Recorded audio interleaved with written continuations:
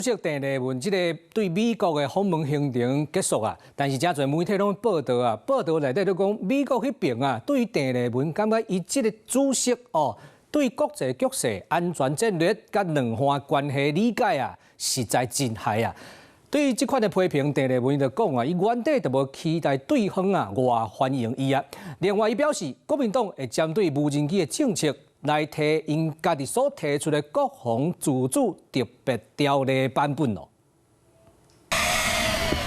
無人機上陣時機拍目標，為了因應現代化的戰場，咱軍戰時的設定嘛有所改變。這個做無人機艇，和國民黨的主席鄭麗文結束訪問美國了後，嘛決定針對無人機艇本土國防產業提出當版條例。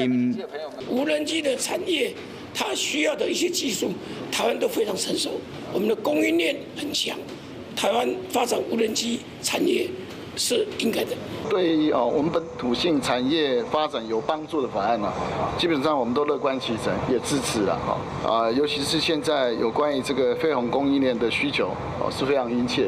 那給台灣非常大的機會。正拄好，行政院今日這個議會嘛，臨時宣布要新增加國防自主無人載具採購特別條例，預算的規模有2100億。條也是互相批評，也毋過鄭麗文進前帶團訪問美國，毋但被曝光美國國務院官員接待規格連講3件，佫因為傷過親中立場，互個人會放混鳥。平面媒體更加佫曝光有北京前官員在內真濟地區專家直接就講，鄭麗文對國際局勢、安全戰略甲兩岸關係理解甲論述，真正是有夠害。